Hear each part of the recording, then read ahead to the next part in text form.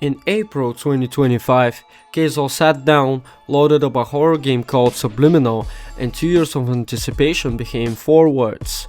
This was actually so unbelievably bad. He rated it 1 out of 10. He said on stream that he would rather eat human feces than play part 2. He said he does not cook game developers, and then he cooked this one. This was actually, I would rather eat human feces. I will not be playing part 2. Don't even bother playing a part 2. The clip went viral within hours. People called it disrespectful. They called it cruel to an indie developer. Some said CaseOh had finally gone too far. The discourse machine activated. Think pieces, quote tweets, the word cancelled started appearing next to his name, and then nothing happened. His viewership did not drop, his community did not fracture, nobody left. To understand why, you have to understand who Case Baker actually is and where he came from. Clarendon, Arkansas is a small town in the Delta Flatlands. It does not produce internet celebrities. Case Dylan Baker was born there on May 9, 1998. He grew up in lower working class household, raised Christian alongside 2 brothers. His father worked in maintenance, so did he. He worked 12 jobs before streaming, lawn mowing, repairs, manual labor with his dad. He considered the military, he considered boxing, he did not consider the internet. His passions were food and video games. He started playing NBA 2K at 14, he played Call of Duty, he stayed in Arkansas. The streaming equipment he eventually used had been sitting in his house for 5 or 6 years, purchased and forgotten. He had never turned it on. Then at some point in 2022, his debit card was declined at a family dollar store. On the car ride home, his mother reminded him about the equipment sitting in the closet. She told him to try it. A week later, he posted his first TikTok, NBA 2K content, low production, 0 pretense. He had no plan, he had no brand, he was just a guy from Arkansas who played games and did not know how to be fake. The first clips to go truly viral were not skill clips, they were reaction clips. CaseOh played games, his chats and donations designed to irritate him. They called him names, they compared him to things. He exploded, he yelled, he banned people, he came back the next day and did it again. The format was not new, what was new was him.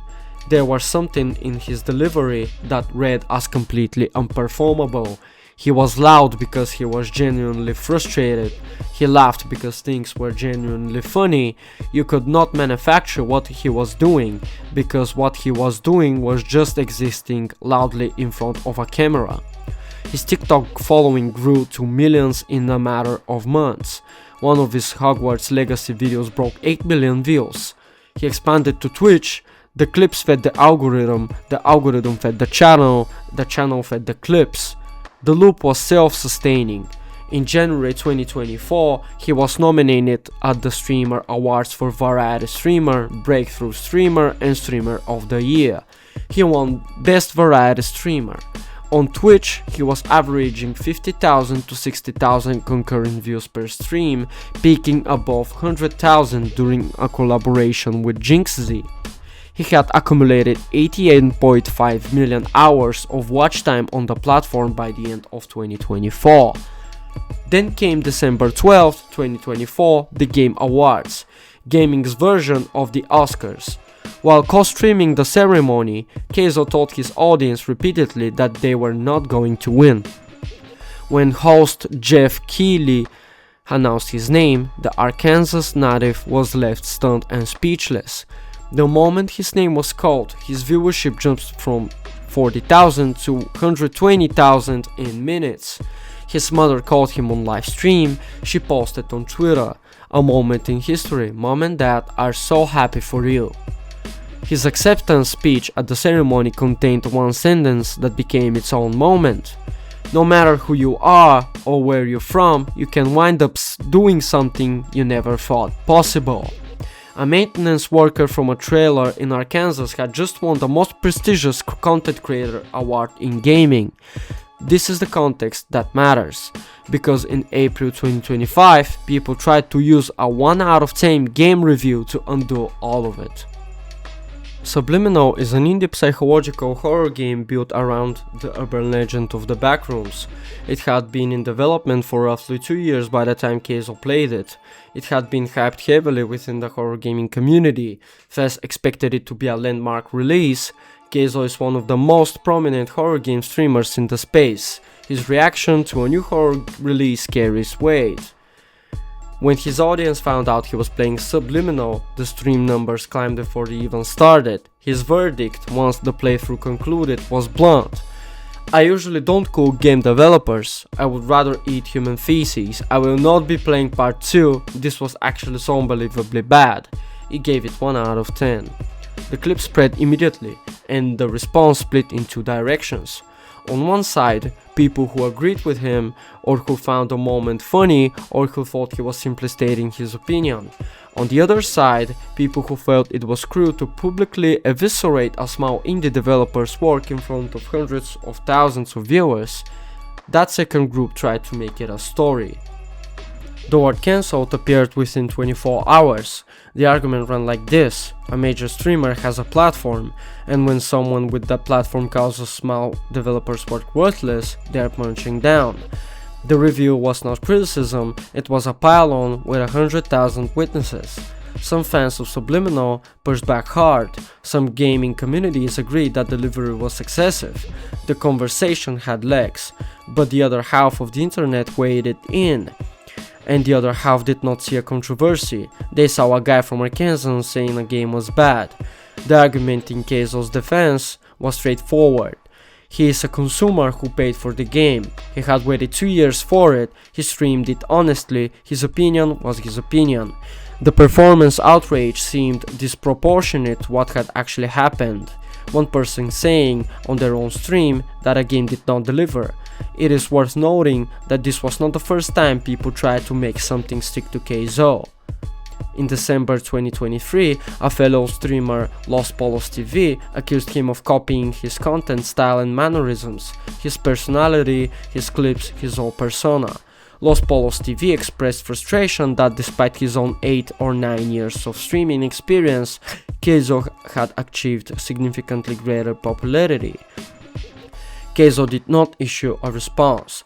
The accusation did not land, not because it was definitively disproven, but because the audience who watched CaseOh every day could not reconcile it with the person they saw on screen. The argument required believing that the thing they found most genuine was rehearsed. In February 2025, he stated on stream that he viewed Kendrick Lamar the same way he views Chick-fil-A. Not absolutely horrible, but overrated. He added that he would have preferred Lil Wayne for the Super Bowl halftime performance. A portion of the internet called him racist. Most of the internet called it a take. He listened to a Kendrick song on stream afterward. He said it was good. The controversy ended. Then Subliminal, same arc, shorter timeline. Each time a controversy emerges, the same pattern plays out. A portion of the internet declares a problem.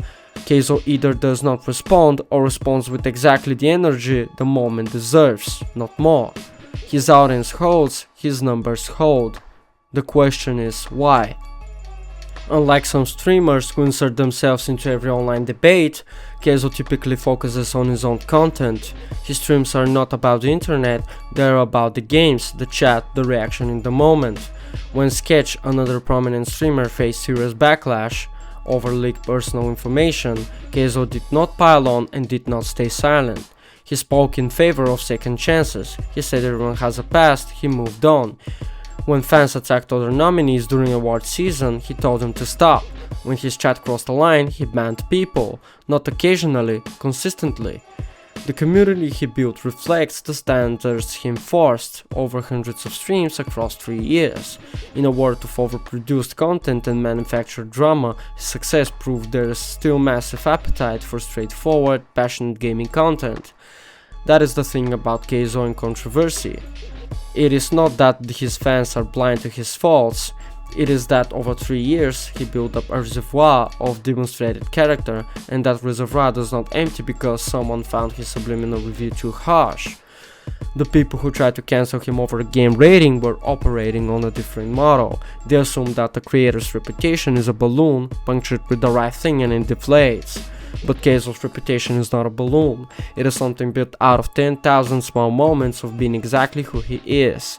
So here's the question that actually matters. CaseOh is 27 years old, he's the 14th most followed streamer on Twitch, he has won Content Creator of the Year at the Game Awards, he has won Gamer of the Year and Best Variety Streamer at the Streamer Awards.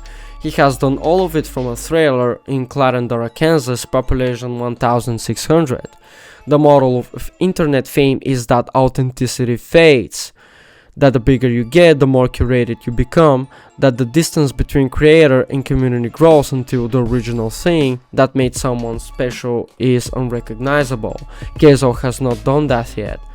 The question is whether he ever will, and based on everything we know about where he came from, there is a credible argument that he does not know how.